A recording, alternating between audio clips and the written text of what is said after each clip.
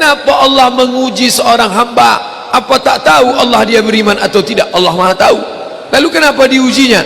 Allah mau kasih tahu si hamba itu dia layak tidak disebut beriman. Allah menguji apakah karena Allah tak tahu? Allah Maha tahu. Wa na'lamu ma tuwaswisu bihi nafsuh. Apa yang berbisik-bisik dalam hatinya kami tahu. Lalu kenapa dia uji? Nampaknya Allah tak tahu saya ini beriman apa tidak, makanya dia uji saya. Allah Maha tahu. Wa huwal alimul khabir. Dia Maha tahu yang tersurat, yang tersirat, yang berbisik, yang terucap, dia tahu. Lalu kenapa dia uji? Dia mau ngasih tahu kamu layak apa tidak disebut orang beriman. Dia mau ngasih tahu kamu yang tiap hari mengatakan asyhadu an la ilaha illallah wa asyhadu anna muhammadar rasulullah, amantu billah, raditu billahi rabba, wa bil islami dina, wa bi muhammadin nabiyya wa rasulah, wa bil qur'ani imama. Layak tak kau ucapkan kalimat itu? Maka diujinya. Maka ketika ujian itu datang jangan terkejut, karena orang yang mengaku S2 pastilah dia diuji tesisnya. Orang yang mengaku doktor pastilah diuji disertasinya. Kalau ada mengaku doktor tapi belum menulis disertasi, berarti palsu. Kalau ada mengaku layak menjabati suatu tempat tapi belum teruji, berarti palsu. Yang palsu tak layak untuk menerima hadiah. Bapak Ibu yang dimuliakan Allah Subhanahu wa taala, maka ketika ujian itu datang, pada hari silih berganti itulah datang ujian. Wala nabluwannakum bisyai'im minal khauf. Kami uji dia dengan takut. Ujian yang pertama khauf, takut. Yang kaya takut miskin, yang senang takut susah, yang sayang pada anak takut anak mati, yang sayang pada ayah takut, yang punya istri takut istrinya meninggal, yang punya suami takut suaminya mendahului dia. Takut.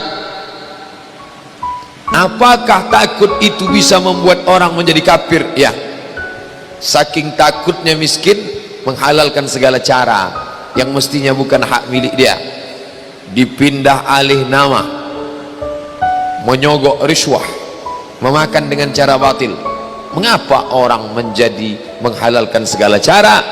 Yang pertama karena takut. Betapa rasa takut kalau sudah menguasai orang, dia bisa membuat orang menghalalkan segala cara. Seorang istri terlalu takut kehilangan suami, bisa jadi dia menjadikan cara-cara yang tidak disyariatkan Allah. Dandanannya tidak lagi menurut tuntunan Al-Quran, raut wajahnya tidak lagi memakai pakaian yang dibenarkan syariat Islam. Apa yang membuat orang melakukan perbuatan haram? Takut. Artis ingin eksis di panggung hiburan, maka dia buka yang tidak semestinya dilihat oleh bukan mahramnya. Apa yang membuat orang takut? Takut, takut, takut. Walanabluwannakum bisyai'im minal khauf. Kami uji kalian dengan rasa takut. Walju', lapar. Lapar di mana letak lapar? Perut. Berapa panjang perut? Sejengkal. Gara-gara perut yang sejengkal orang menghalalkan segala cara. Sejengkal perut, sejengkal di atas pusar, sejengkal di bawah pusar. Nafsu perut, nafsu syahwat. Kedua-dua nafsu ini membuat orang menjadi menghalalkan segala cara haram. Mati, sakit, takut mati, takut sakit, takut susah, takut melarat. Wathamarat, takut buah-buahan hilang, takut paceklik, takut kemarau panjang, sampai-sampai meminta kepada setan, sampai-sampai memandikan kucing, sampai-sampai membuat sajen. Gara-gara apa itu semua? Takut, takut, takut. Wabasyiris sabirin. Berikanlah kabar gembira kepada orang-orang yang sabar. Siapa itu? Alladzina idza asabathum musibah. Orang-orang yang ketika dia ditimpakan ujian itu, apa kata mereka? Qalu, mereka berkata, inna lillahi wa inna ilaihi raji'un. Jangankan harta kami, jangankan anak kami, jangankan suami kami, jangankan rumah kami, jangankan jabatan kami, inna lillah, diri kami ini pun milik Allah, bukan punya kami. Kalau dia yang punya, apa salahnya dia ambil? Maka ketika harta diambil, salah satu yang membuat manusia kehilangan ketika dia merasa memiliki. Ini punya saya, ini milik saya. kalau orang sudah terlampau memiliki, maka ketika hilang muncul kekecewaan, salah sangka.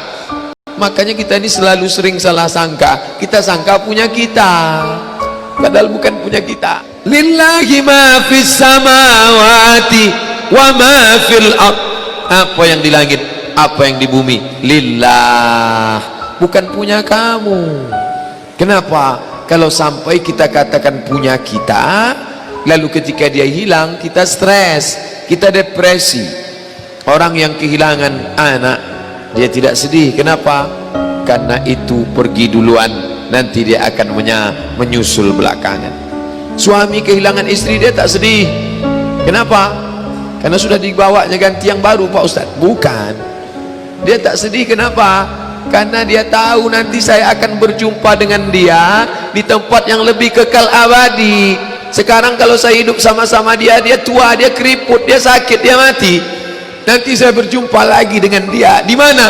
Di tempat kekal abadi yang tak pernah sakit, tak pernah mati.